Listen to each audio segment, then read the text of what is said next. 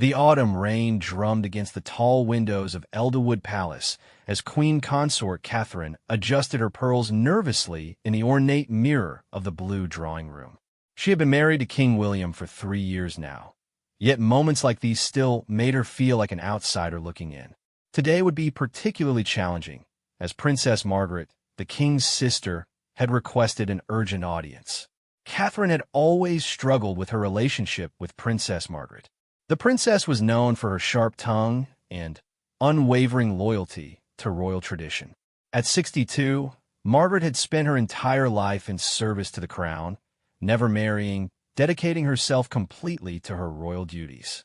She viewed Catherine's rise from commoner to queen consort with barely concealed skepticism. The heavy oak doors opened with their familiar creak, and Lady Elizabeth, Catherine's private secretary, entered with measured steps. "Your Majesty, Princess Margaret has arrived and is waiting in the Crimson Salon," she announced, her voice carefully neutral. Catherine straightened her shoulders and smoothed the deep blue silk of her dress. She had learned early in her marriage that appearance mattered tremendously in royal circles. Every gesture, every choice of jewelry, every facial expression was scrutinized and interpreted. Today, she chose to project confidence and authority, even though her stomach churned with anxiety. The walk to the Crimson Salon felt longer than usual. Catherine's heels clicked rhythmically against the marble floors, echoing through the vast corridors lined with portraits of previous monarchs. She passed the portrait of King William's mother, the late Queen Victoria, whose stern gaze seemed to follow her movements. The weight of royal history pressed down upon her shoulders like an invisible crown. Princess Margaret stood with her back to the door when Catherine entered, gazing out at the palace gardens where autumn leaves swirled in the wind. She wore her signature black ensemble, a choice that always made her appear both elegant and formidable. Her silver hair was pulled back in an impeccable chignon, and her posture remained ramrod straight despite her age.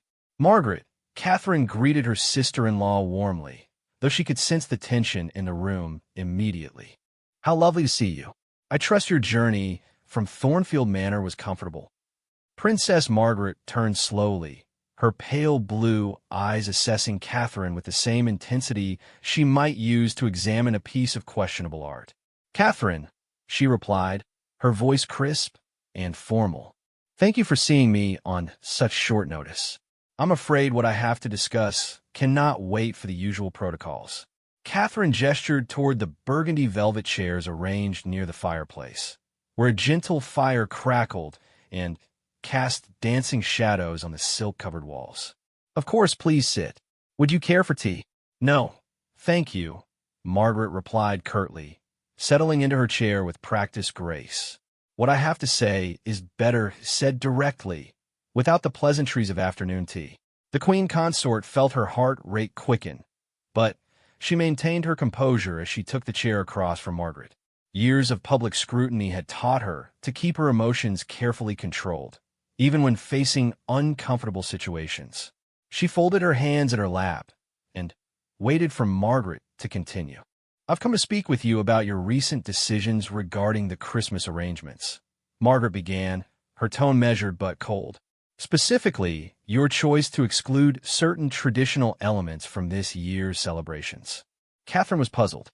She had spent weeks carefully planning the royal family's Christmas celebrations, consulting with palace staff, and reviewing decades of previous arrangements. She thought she had honored every important tradition while adding a few personal touches that reflected her own background and the modern era. "I'm not sure I understand," Catherine replied carefully. "Could you be more specific about which traditions you feel have been overlooked?" Margaret's lips pressed into a thin line. "The Boxing Day hunt, Catherine. You've canceled the Boxing Day hunt without consulting anyone in the family. This tradition has been observed by our family for over 2 centuries. It's not merely a recreational activity, it's a cornerstone of our heritage." The realization hit Catherine like a cold wave. She had indeed made the decision to cancel the hunt, but her reasoning had been carefully considered. Recent public sentiment had turned strongly against fox hunting, and She believed the royal family needed to demonstrate sensitivity to changing social values. She had discussed it extensively with her advisors and believed it was the right choice for the monarchy's public image. "Margaret, I understand your concerns about tradition," Catherine began, choosing her words carefully. "However, I felt it was important for us to acknowledge the evolving perspectives of our subjects.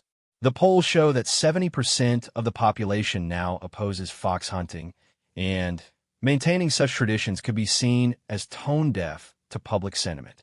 Princess Margaret's eyes flashed with indignation. "Public sentiment," she repeated, her voice rising slightly. "Since when do we allow public opinion polls to dictate royal traditions? The monarchy doesn't exist to follow popular trends, Catherine. We exist to provide stability, continuity, and leadership. When we abandon our traditions for the sake of opinion polls, we abandon our very purpose." Catherine felt the familiar weight of being judged and found wanting. This was the challenge she faced constantly as queen consort, navigating between honoring royal traditions and helping the monarchy remain relevant in the modern world. She believed strongly that the royal family needed to evolve with the times, but she understood Margaret's perspective about the importance of tradition. "I respect your position," Catherine said diplomatically, "but I believe we must also consider our responsibility to lead by example. If we continue practices that many of our subjects find objectionable, we risk alienating the very people we serve." Margaret leaned forward in her chair, her gaze intense. "And what of our responsibility to our ancestors? What of the promises made by previous generations to preserve these customs? Are we to simply discard centuries of heritage because it's convenient for today's headlines?" The conversation was interrupted by a soft knock at the door. Lady Elizabeth entered discreetly and approached Catherine. "Forgive the interruption, Your Majesty, but His Majesty has returned from his state visit to Scotland and is requesting your presence in his private study at your earliest convenience." Catherine felt both relief and anxiety at this news. King William's return would provide an escape from this difficult conversation, but she knew Margaret would likely discuss their disagreement with him. She hoped her husband would understand her reasoning and support her decision. "Please inform His Majesty that I'll join him shortly," Catherine replied to Lady Elizabeth, who curtsied and departed quietly. Princess Margaret stood gracefully, her disapproval evident in every line of her posture. "I hope you'll reconsider your decision, Catherine," she said formally. "And I hope you'll discuss it thoroughly with William before making any final announcements to the press." "Of course," Catherine replied, rising to accompany Margaret to the door. "I always value your input, Margaret, even when we disagree." Margaret paused at the threshold and turned back to face Catherine. "Do you really?" she asked quietly. "Because from where I stand, it appears that decisions are being made without consulting those of us who have devoted our entire lives to preserving what this institution represents." After Margaret departed, Catherine remained in the Crimson Salon for several minutes, staring into the fire and contemplating their conversation. She genuinely respected Princess Margaret's dedication to the crown and understood her concerns about preserving tradition. Yet she also believed firmly that the monarchy needed to evolve and demonstrate awareness of contemporary values to maintain its relevance and support among the people. The challenge of her position was becoming increasingly clear. As queen consort, she was expected to support royal traditions while also helping to guide the monarchy into the future.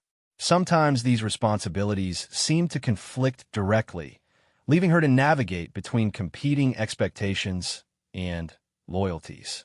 When she finally made her way to King William's private study, she found him standing at his desk, still wearing his traveling clothes and sorting through correspondence that had accumulated during his absence. He looked up as she entered, his familiar smile warming her heart despite the stress of her conversation with Margaret.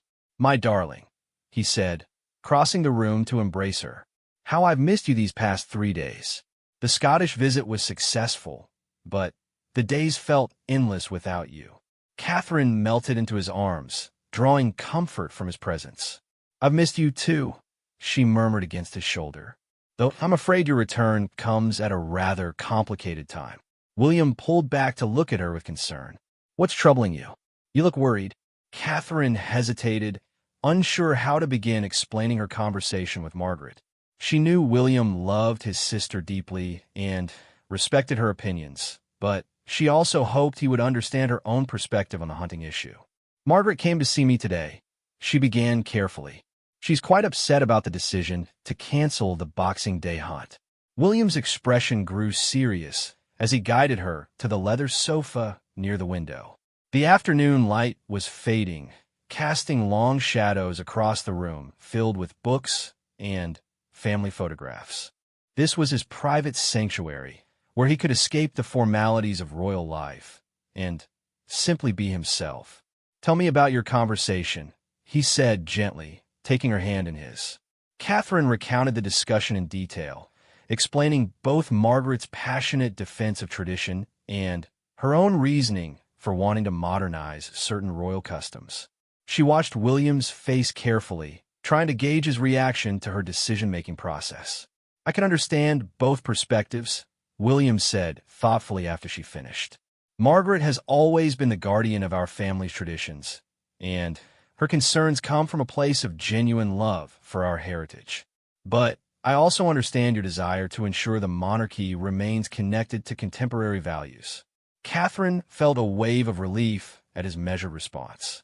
I don't want to dismiss tradition lightly, she explained. But I also don't want us to appear out of touch with the people we serve. The fox hunting issue has become quite polarizing, and I thought it would be wise to step away from it quietly. William nodded slowly, considering her words. Perhaps we should have discussed this decision as a family before making the announcement, he suggested gently. Not because your reasoning isn't sound, but because changes to long-standing traditions affect all of us. Catherine realized he was right. In her eagerness to make what she believed was the right decision, she had failed to properly consult with the family members who would be affected by the change. Her approach, however well-intentioned, had inadvertently excluded Margaret from the decision-making process. You're absolutely right, she admitted. I should have brought this to the family council first. I was so focused on the public relations aspect that I didn't fully consider how the change would affect family dynamics. It's a learning process for all of us, William said kindly. The balance between tradition and progress has always been challenging for our family. My mother struggled with similar issues throughout her reign. As evening approached and the palace staff began lighting the lamps throughout the corridors, Catherine reflected on the complexity of her role within the royal family. Every decision carried weight far beyond its immediate impact, affecting relationships, traditions, and public perceptions in ways that were often difficult to predict. The conversation with Margaret had revealed the delicate balance she needed to maintain not just between tradition and modernity, but between her own judgment and the collective wisdom of the family. She was beginning to understand that being queen consort required not just making good decisions, but making them in ways that honored the relationships and responsibilities that came with her position. The fire had died down to glowing embers by the time Catherine and William finished discussing the hunting controversy and various other matters that had accumulated during his absence. They agreed that she would speak with Margaret again the following day, this time with a more collaborative approach to finding a solution that respected both tradition and contemporary concerns. As they prepared to dress for dinner, Catherine looked out at the palace gardens where the autumn evening had settled into darkness. Tomorrow would bring new challenges and opportunities to navigate the complex dynamics of royal life. She was learning that every decision as queen consort was really multiple decisions how to honor the past, serve the present, and prepare for the future, all while maintaining the relationships that held the royal family together. The morning sun streamed through the tall windows of the Queen's private breakfast room as Catherine carefully reviewed the day's schedule with Lady Elizabeth. She had spent a restless night thinking about her conversation with Princess Margaret and the approach she would take for their follow-up meeting. King William had left early for a series of military engagements, but not before encouraging her to find a way to bridge the gap with his sister. Catherine had decided to take a more personal approach this time, inviting Margaret to join her for afternoon tea in her private apartments rather than meeting in one of the formal staterooms. She hoped the more intimate setting would encourage a more open and collaborative discussion about their differences. Lady Elizabeth placed the morning correspondence on the mahogany table beside Catherine's teacup. "Your Majesty, I've taken the liberty of preparing some background materials on the Boxing Day hunt tradition," she said diplomatically. "I thought it might be helpful for your conversation with Princess Margaret this afternoon." Catherine appreciated Lady Elizabeth's thoughtfulness. Her private secretary had proven invaluable in helping her navigate the complexities of royal life, always anticipating needs and providing context without overstepping boundaries. The background materials would help Catherine speak more knowledgeably about the historical significance of the tradition she had chosen to modify. "Thank you, Elizabeth. That's exactly what I need," Catherine replied, accepting the folder of documents. "Has Princess Margaret confirmed her attendance for tea?" "Yes, Your Majesty. Her private secretary confirmed this morning that she will join you at 3 o'clock, Lady Elizabeth replied. "I've also prepared some talking points about alternative Christmas activities that might honor the spirit of the hunting tradition while addressing contemporary concerns." Catherine smiled gratefully at her secretary's foresight. This was precisely the kind of preparation that would help her have a more productive conversation with Margaret. Rather than simply defending her decision to cancel the hunt, she could present thoughtful alternatives that demonstrated respect for tradition while acknowledging modern sensibilities. The morning passed quickly with various appointments and correspondence, but Catherine found herself frequently distracted by thoughts of the afternoon meeting. She genuinely wanted to repair her relationship with Margaret and find a way to work together more effectively in the future. The princess's dedication to royal service was admirable, and Catherine recognized that her experience and knowledge could be valuable assets if they could find common ground. As 3 o'clock approached, Catherine changed into a more casual but elegant ensemble, a soft lavender sweater set with pearls, and a wool skirt that struck the right balance between formality and warmth. She wanted Margaret to feel comfortable and valued, not defensive about their previous conversation. The Queen's private sitting room had been prepared with particular care. Fresh flowers from the palace greenhouse brightened the space, and afternoon tea was arranged on the delicate china that had been a wedding gift from the people of Wales. Catherine had specifically requested Margaret's favorite Earl Grey tea and the lemon cakes that she remembered the princess enjoying at previous family gatherings. Princess Margaret arrived precisely on time, wearing a sophisticated navy blue dress with her signature pearls. Her demeanor seemed less severe than the previous day, though Catherine could still sense an underlying tension in her sister-in-law's carefully controlled expression. "Margaret, thank you so much for coming." Catherine greeted her warmly, gesturing toward the comfortable chairs arranged near the fireplace. "I've been looking forward to continuing our conversation in a more relaxed setting." "The room looks lovely," Margaret acknowledged, settling into her chair and accepting the cup of tea Catherine offered. "I must admit, I appreciate the opportunity to speak more privately about these matters." Catherine took this as an encouraging sign and settled into her own chair, determined to approach the conversation with greater sensitivity and openness. "I've been thinking a great deal about our discussion yesterday," she began, "and I realize that I may have approached the hunting decision in a way that didn't adequately honor your perspective and experience." Margaret raised an eyebrow slightly, clearly surprised by Catherine's willingness to acknowledge potential shortcomings in her approach. "I appreciate your saying that," she replied carefully. "I must confess, I felt rather blindsided by the announcement, particularly since the Boxing Day hunt has been such an integral part of our family's Christmas celebrations." "I can understand that completely," Catherine said earnestly. "I spent this morning reviewing the history of the tradition, and I'm struck by how deeply it's woven into the fabric of royal Christmas celebrations. It represents far more than simply a recreational activity.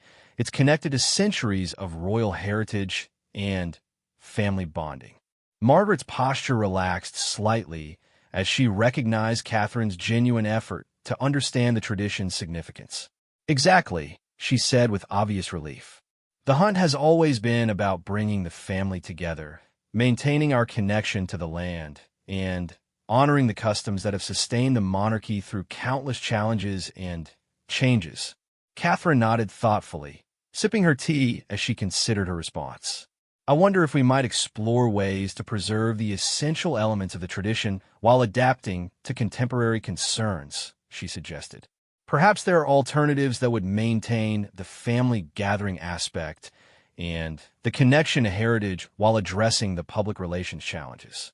This approach seemed to intrigue Margaret, who leaned forward slightly in her chair. What did you have in mind? She asked, her tone indicating genuine curiosity rather than immediate resistance. Well, Catherine began, encouraged by Margaret's receptive response.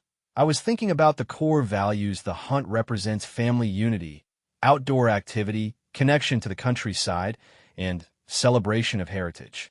Perhaps we could design Christmas activities that honor those same values while avoiding the controversial aspects of fox hunting. Margaret considered this thoughtfully, her fingers tracing the rim of her teacup as she pondered the possibilities. I suppose the family gathering has always been the most meaningful aspect, she admitted. The hunt provided a shared activity that brought everyone together, but you're suggesting we could achieve that same unity through different means. Exactly, Catherine said enthusiastically. We might organize a countryside walk that follows traditional hunting routes, celebrating the landscape and wildlife in a different way. Or we could arrange outdoor activities that combine exercise, family time, and appreciation for nature without the hunting element. Margaret was quiet for several moments, apparently weighing the merits of Catherine's suggestions. The Boxing Day countryside expedition, she mused aloud. It could include stops at historical sites on the royal estates, perhaps picnic lunches in scenic locations, and activities that engage the younger family members while respecting our traditions. Catherine felt a surge of excitement as she realized Margaret was beginning to embrace the alternative approach. We could even incorporate elements of heritage education, she added, with family members sharing stories about the history of different locations on the royal estates. It would be a way of passing down knowledge and strengthening family bonds. That's actually quite appealing, Margaret admitted, a genuine smile beginning to replace her previously guarded expression. Prince Edward's children would particularly enjoy learning about family history in such an interactive way. And we could still maintain many of the traditional elements: the formal breakfast, the gathering of extended family members, the celebration of Boxing Day itself. The conversation continued to develop momentum as both women began building on each other's ideas. Catherine found herself genuinely enjoying the collaborative process and appreciating Margaret's deep knowledge of royal traditions and family dynamics. She was beginning to understand that Margaret's resistance to change stemmed not from stubbornness, but from a profound commitment to preserving the elements of royal life that had proven valuable across generations. I think we might be onto something quite special, Catherine said as they refined their ideas over the course of the afternoon. This could actually become a new tradition that honors the past while embracing contemporary values. Margaret nodded thoughtfully, and it demonstrates that we can adapt and evolve without abandoning the core principles that define our family and our service to the nation, she added. This approach shows respect for both heritage and progress. As their tea grew cold and the afternoon light began to fade, Catherine and Margaret found themselves discussing not just the Christmas arrangements, but broader questions about the role of tradition in modern royal life. Margaret shared stories about navigating change during previous decades, while Catherine talked about her perspective on helping the monarchy remain relevant and respected in contemporary society. I owe you an apology, Margaret said as their conversation began to wind down. I'm afraid I was rather harsh yesterday, and I didn't give you adequate credit for your good intentions and thoughtful reasoning. Catherine was touched by Margaret's willingness to acknowledge the tone of their previous interaction. And I owe you an apology for not consulting the family properly before making such a significant decision, she replied. I'm learning that even well-intentioned changes need to be approached collaboratively. Perhaps we could establish a more formal process for discussing potential changes to family traditions, Margaret suggested. Not to prevent evolution, but to ensure that changes are made thoughtfully and with full consideration of their implications. This suggestion struck Catherine as extremely sensible. I think that would be wonderful, she agreed. We could create a small family committee that reviews proposed changes and helps develop approaches that honor both tradition and contemporary needs. Margaret seemed pleased with the direction their conversation had taken. I believe William would support such an approach, she said. He's always been thoughtful about balancing tradition with progress, and he would appreciate having a structured way to involve family members in these discussions. As Princess Margaret prepared to leave, Catherine felt a sense of accomplishment that went beyond simply resolving their disagreement about the Boxing Day hunt. They had discovered a way to work together constructively, combining their different perspectives and experiences to develop solutions that neither could have achieved alone. I'm looking forward to working with you on implementing our new Boxing Day tradition, Catherine said as she walked Margaret to the door. And I'm grateful for your willingness to share your knowledge and experience with me. It's been my pleasure, Margaret replied warmly. I think we may have discovered something quite valuable today, not just a solution to the hunting question, but a model for how we can work together on future challenges. After Margaret departed, Catherine remained in her sitting room for some time, reflecting on the afternoon's conversation and the lesson she had learned. The experience had taught her that resistance to her ideas wasn't necessarily personal criticism or rejection of her role, but often reflected deep concerns about preserving valuable elements of royal heritage. She had also learned the importance of approaching change collaboratively, ensuring that family members felt heard and valued in the decision-making process. Margaret's knowledge and perspective had significantly enriched their solution to the Boxing Day question, creating something better than what Catherine could have developed on her own. When King William returned that evening, Catherine was eager to share the positive developments with Margaret and their collaborative approach to the Christmas arrangements. She found him in his study, reviewing papers from his military engagements, and settled into the chair across from his desk to tell him about her afternoon. It sounds like you and Margaret had a very productive conversation, William said with obvious pleasure after Catherine had recounted the day's developments. I'm delighted that you found a way to work together so constructively. I'm learning that Margaret's experience and knowledge are tremendous assets, Catherine replied. I think I initially saw her concerns as resistance to change, but I'm beginning to understand that she's actually protecting valuable elements of our family heritage. William nodded approvingly.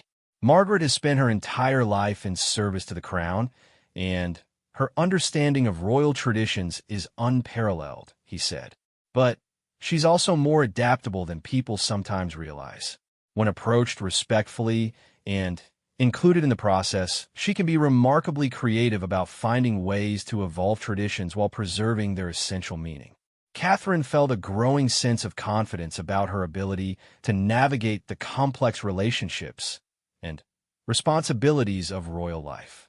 The successful resolution of the Boxing Day controversy had taught her valuable lessons about collaboration, respect, and the importance of understanding different perspectives before making significant decisions. The new Boxing Day tradition they had developed promised to be both meaningful and enjoyable, honoring the past while embracing contemporary values. More importantly, the process of creating it had strengthened her relationship with Margaret and established a foundation for future collaboration on challenges facing the royal family. As Christmas approached, Catherine looked forward to implementing their new tradition and seeing how it would bring the family together in ways that honored both heritage and progress. She was beginning to understand that being queen consort required not just good judgment, but the ability to build consensus and create solutions that respected the diverse perspectives and experiences within the royal family. The weeks following Catherine's productive conversation with Princess Margaret passed quickly as Christmas preparations intensified throughout the palace. The new Boxing Day tradition was taking shape beautifully, with both women working together to plan activities that would engage family members of all ages while honoring royal heritage. However, as often happened in royal life, an unexpected challenge emerged that would test the strength of their newfound collaboration. Catherine was reviewing seating arrangements for the Christmas Eve dinner when Lady Elizabeth entered her office with an expression of concern that immediately caught her attention. Her private secretary rarely displayed visible worry, which made her current demeanor all the more significant. "Your Majesty, I'm afraid we have a rather delicate situation developing," Lady Elizabeth began, closing the door behind her with unusual care. "I've received word from the Palace Communications Office that there may be some unwanted media attention surrounding the Christmas arrangements." Catherine set down her pen and gave Lady Elizabeth her full attention. Media scrutiny was a constant reality of royal life, but the timing of this particular concern was unfortunate, given the family's efforts to implement their new tradition successfully. "What kind of media attention?" Catherine asked, though she suspected she already knew the answer. Royal Christmas traditions always attracted significant press coverage, and any changes would inevitably be noticed and commented upon. "It appears that someone has leaked information about the cancellation of the Boxing Day hunt," Lady Elizabeth explained carefully. "The story is scheduled to run in tomorrow's edition of the Royal Observer, and from what our contacts have told us, the coverage may not be entirely favorable." Catherine felt her stomach drop as she considered the implications. The Royal Observer was known for its sensational coverage of royal affairs, often presenting stories in ways that maximize drama and controversy. If they had learned about the hunting cancellation without understanding the thoughtful process behind the decision, they might present it as evidence of conflict or incompetence within the royal family. "Do we know how they obtained this information?" Catherine asked, already beginning to formulate strategies for managing the potential fallout. "That's still under investigation," Lady Elizabeth replied diplomatically. "However, the communications office suggests that we may want to consider getting ahead of the story with our own announcement that explains the reasoning behind the new Boxing Day activities." Catherine realized this situation could potentially damage the positive progress she had made with Princess Margaret. If the media coverage suggested that Catherine had unilaterally canceled beloved traditions, it might reignite Margaret's concerns about respect for royal heritage, regardless of their recent collaborative success. "I think I should speak with Princess Margaret before this story appears," Catherine decided. "She should hear about the media attention from us rather than reading about it in the papers tomorrow morning." Lady Elizabeth nodded approvingly. "That seems very wise, Your Majesty. Should I contact her private secretary to arrange a meeting?" "Actually, I think I'll call her directly," Catherine said, reaching for the secure telephone line that connected the various royal residences. This is the kind of situation that benefits from immediate, personal communication. Princess Margaret answered on the second ring, her voice crisp and professional as always. "Catherine, what a pleasant surprise," she said, though Catherine could detect a note of curiosity about the unexpected call. "Margaret, I'm calling because we may have a small media situation developing that relates to our Christmas plans," Catherine explained without preamble. "The Royal Observer apparently plans to run a story tomorrow about the Boxing Day hunt cancellation." There was a moment of silence on the line, and Catherine could almost hear Margaret's mind working through the implications. "I see," Margaret said finally, her tone carefully controlled. "Do we know what angle they're taking with the story?" "Not the specific details yet," Catherine admitted, "but given the Royal Observer's typical approach, I'm concerned they may present it as evidence of family discord or poor decision-making. I wanted you to hear about this directly from me, rather than reading about it in tomorrow's paper." Catherine was relieved to hear what sounded like appreciation rather than accusation in Margaret's voice when she responded. "Thank you for calling immediately," Margaret said. "I assume you're developing a strategy to manage this situation?" "I'm meeting with the communications team this afternoon," Catherine replied. "I was hoping you might be willing to join me for that discussion. Your perspective on how to present our new traditions in the most positive light would be invaluable." Margaret agreed without hesitation, which Catherine took as a positive sign that their recent collaboration had indeed strengthened their working relationship. They arranged to meet at the palace within the hour, giving them time to develop a coordinated response before the story appeared in print. When Margaret arrived at Catherine's office, she brought with her a folder of notes and what appeared to be a draft statement about the new Boxing Day activities. Catherine was impressed by her sister-in-law's preparedness and proactive approach to the crisis. "I took the liberty of drafting some talking points about our new Christmas traditions," Margaret explained, settling into the chair across from Catherine's desk. "I thought it might be helpful to emphasize the positive aspects of what we're implementing rather than simply defending what we've changed." Catherine reviewed Margaret's notes with growing admiration for her strategic thinking. The draft statement presented their new Boxing Day activities as an exciting evolution of royal traditions, emphasizing family togetherness, heritage education, and environmental stewardship. It positioned the changes as forward-thinking leadership rather than abandonment of cherished customs. "This is excellent," Catherine said sincerely. "You've captured exactly the right tone, enthusiastic about innovation while respectful of tradition. This approach should resonate well with both traditionalists and those who support modernization." The communications team arrived shortly after Margaret, and the group spent the next 2 hours developing a comprehensive media strategy. They decided to announce the new Boxing Day activities through an exclusive interview with a respected royal correspondent, allowing them to control the narrative and present the full context behind their decisions. Margaret proved to be a formidable ally in these discussions, using her decades of experience with media relations to anticipate potential challenges and develop effective responses. She suggested specific language that would appeal to different audiences and recommended timing strategies that would maximize positive coverage. "We should also consider having some of the younger family members participate in the announcement," Margaret suggested.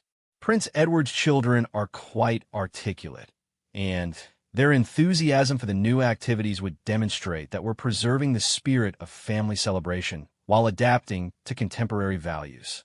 Catherine was struck by how naturally Margaret had transitioned from defending tradition to promoting innovation. It was clear that their collaborative process had not only resolved their immediate disagreement, but had also helped Margaret see the value in thoughtful change and adaptation. The exclusive interview was arranged for the following morning, just hours before the Royal Observer's story was scheduled to appear. The respected royal correspondent they chose was known for fair and thoughtful coverage, providing an ideal platform for presenting their new traditions in the best possible light. As the meeting concluded and Margaret prepared to leave, Catherine felt gratitude for her sister-in-law's support and expertise. "I can't thank you enough for your help with this situation," she said warmly. "Having your experience and perspective has made all the difference in how we're able to respond." "It's been my pleasure," Margaret replied with a genuine smile. "I've actually found it quite energizing to work on promoting these new traditions rather than simply defending old ones. There's something exciting about building something new while honoring what came before." The next morning's interview went exceptionally well, with both Catherine and Margaret presenting a united front about the royal family's thoughtful approach to evolving traditions. The interviewer was clearly impressed by their collaborative process and the innovative nature of their new Boxing Day activities. When the Royal Observer's story appeared later that day, it seemed rather pale and sensationalistic compared to the substantive coverage their interview had generated. Several other media outlets picked up their positive narrative, and the overall coverage emphasized the royal family's leadership in adapting traditions for modern times while preserving their essential meaning. King William was delighted with how Catherine and Margaret had handled the media challenge, particularly their ability to turn potential criticism into positive coverage of royal innovation. "You've both shown remarkable skill in managing this situation," he told them over dinner that evening. "The coverage actually makes us look more thoughtful and forward-thinking than we might have appeared otherwise." In the days that followed, Catherine received numerous positive responses to the announcement of their new Boxing Day traditions. Letters from the public expressed appreciation for the royal family's sensitivity to contemporary concerns while maintaining their commitment to family unity and heritage education. Perhaps most importantly, The successful navigation of the media challenge had further strengthened Catherine's relationship with Princess Margaret. They had discovered that they worked exceptionally well together under pressure, combining Catherine's fresh perspective with Margaret's deep experience to create solutions that neither could have achieved alone. "I think we've learned something valuable about crisis management," Margaret observed during one of their planning sessions for the Christmas celebrations. "When we work together and present a united front, we're much more effective than when we approach challenges separately." Catherine couldn't have agreed more. The media situation had demonstrated that their collaboration was not just pleasant, but practically valuable for the royal family's ability to navigate challenges and maintain public support. Their different perspectives and experiences complemented each other beautifully when they were working toward shared goals.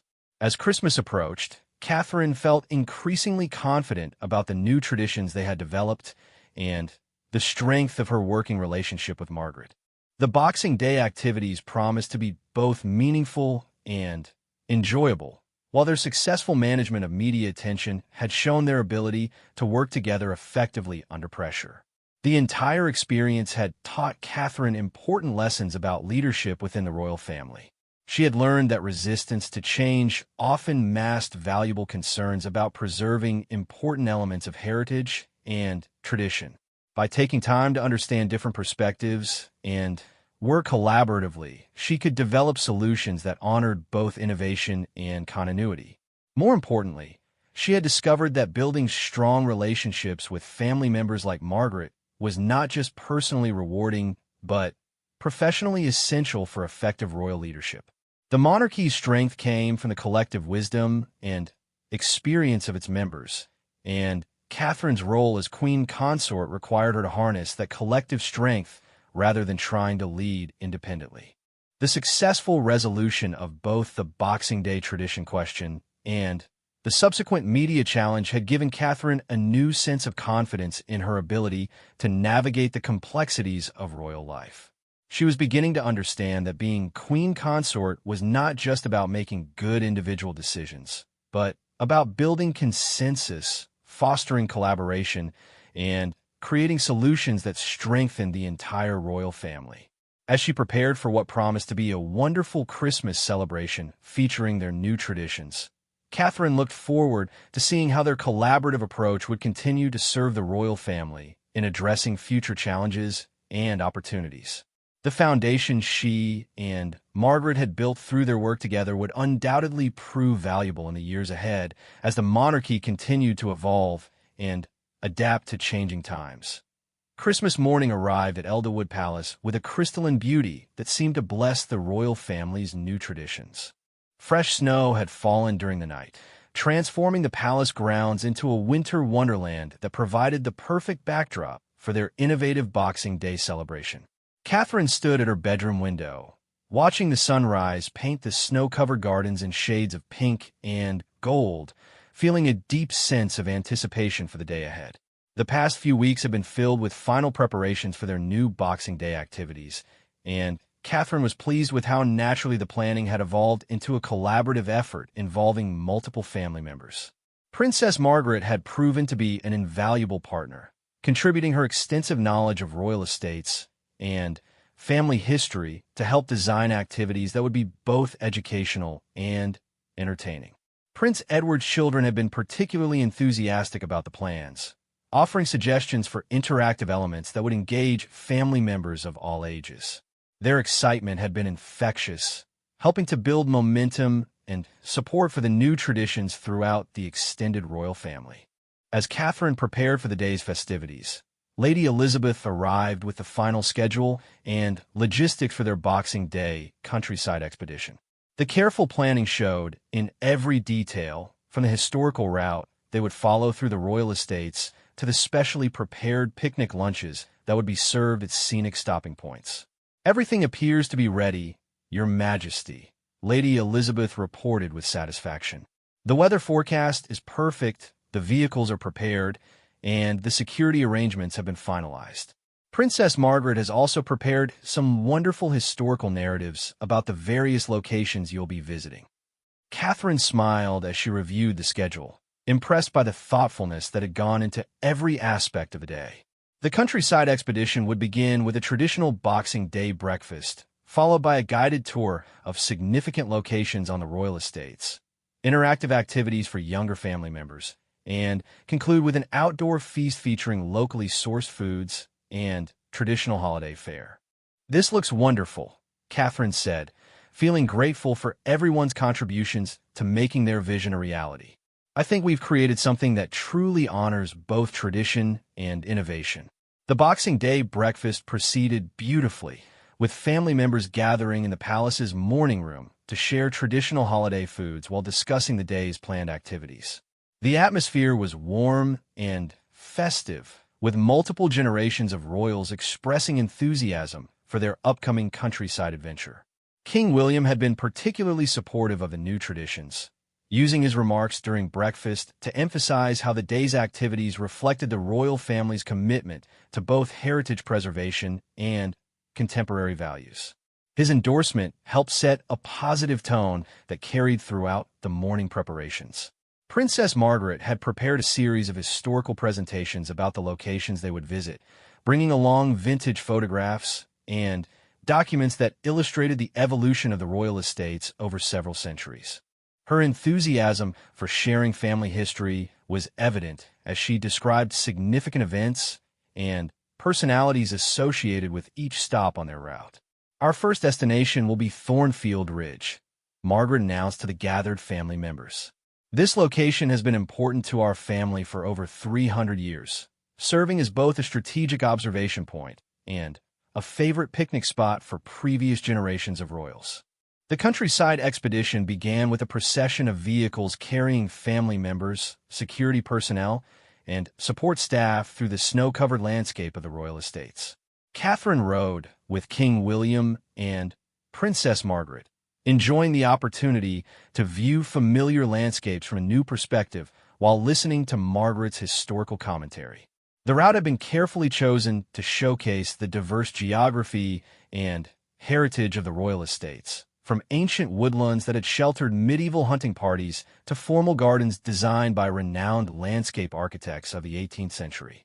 Each location offered opportunities for both education and recreation, allowing family members to engage with royal history while enjoying outdoor activities. At Thornfield Ridge, the family gathered around Princess Margaret as she shared stories about previous royal visits to the location, including a famous picnic hosted by King William's great-grandmother during the summer of 1952. The younger family members were particularly interested in hearing about the challenges of organizing royal outings in earlier eras, when communication technology and transportation options were much more limited.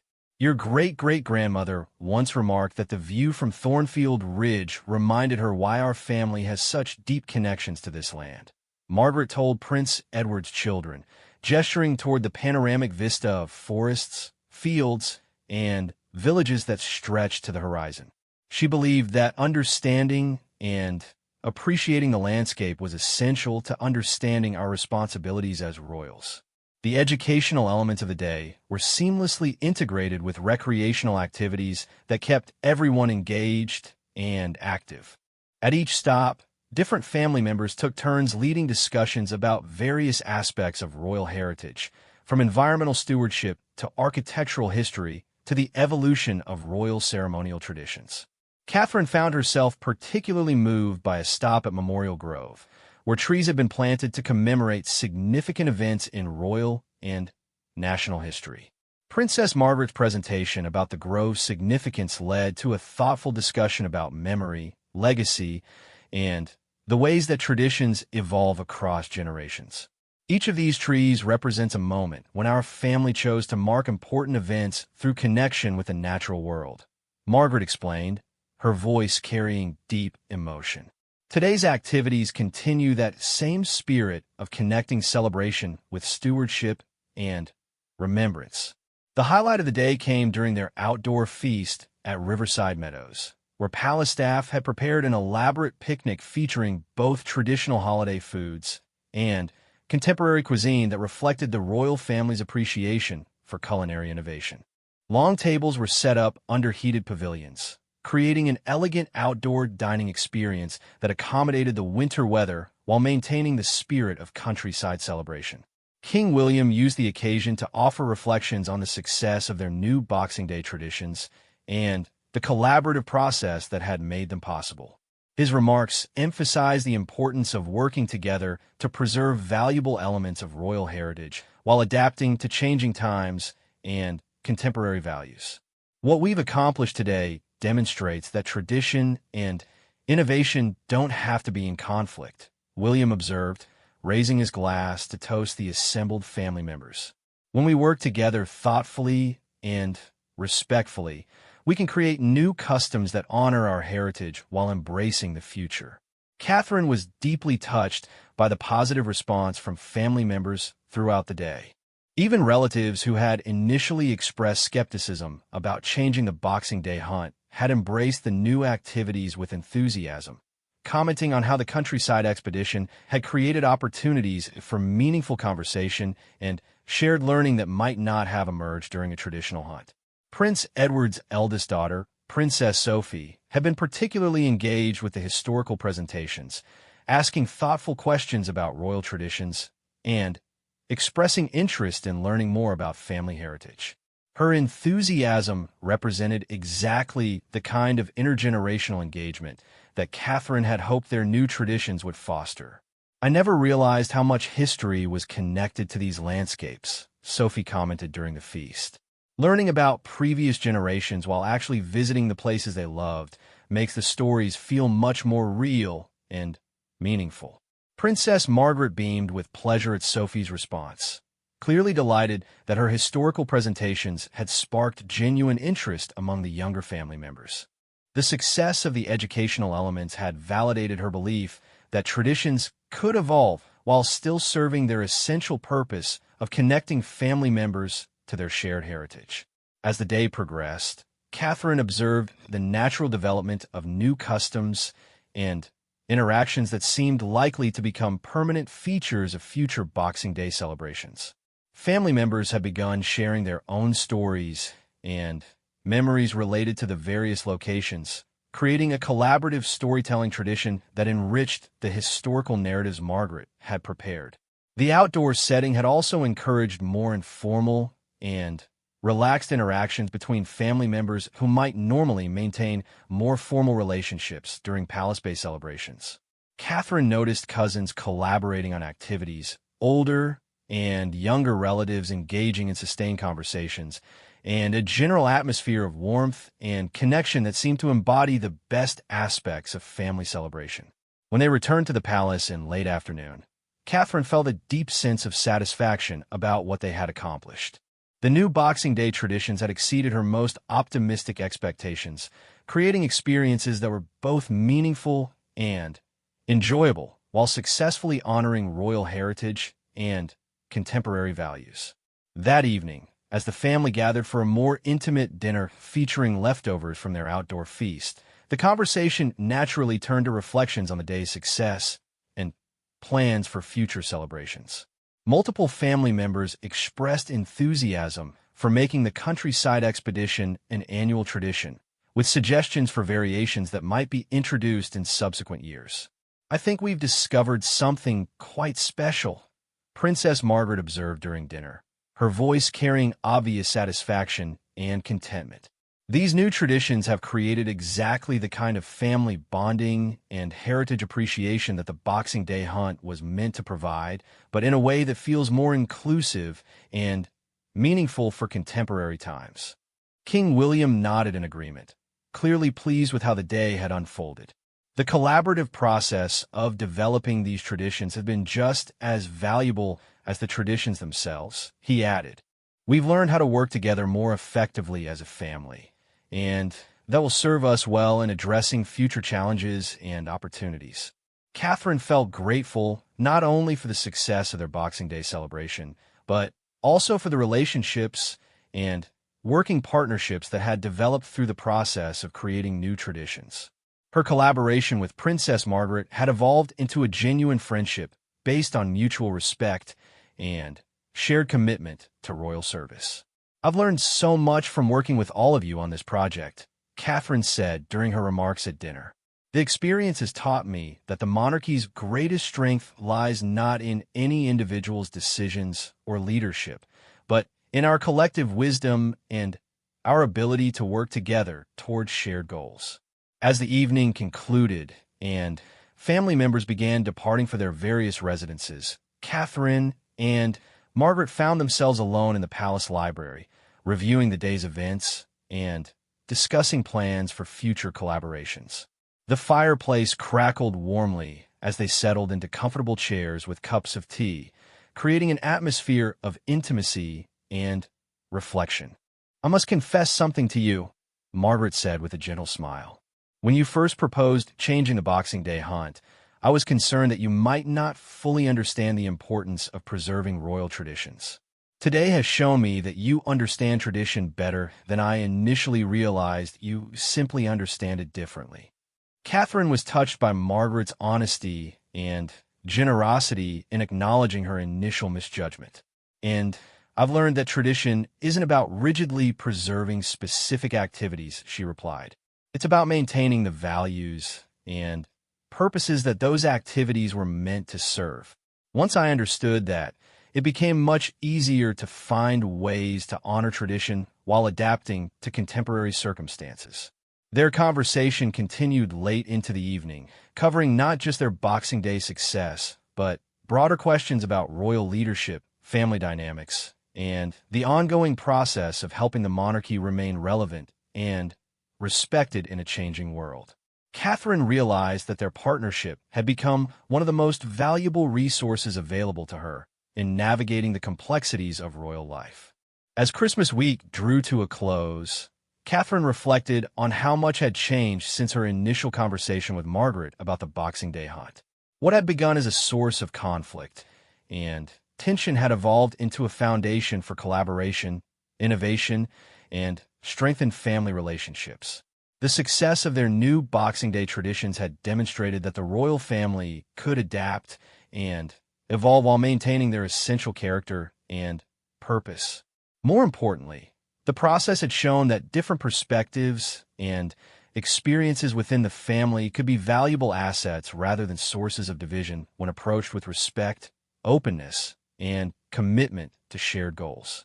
Looking ahead to the new year, Catherine felt confident about her ability to continue serving effectively as Queen Consort, drawing on the lessons learned through her collaboration with Margaret and the support of family members who shared her commitment to honoring tradition while embracing positive change. The Boxing Day success had provided a model for future initiatives that would help the monarchy continue serving the nation while remaining true to its heritage and values. The snow continued to fall gently outside the library windows as Catherine and Margaret concluded their evening of reflection, both feeling grateful for the unexpected journey that had led them from disagreement to partnership, from conflict to collaboration, and from individual perspectives to shared vision for the future of royal traditions. Their successful transformation of Boxing Day celebrations had become a symbol of the monarchy's ability to adapt, evolve, and thrive in changing times while maintaining its essential purpose and character.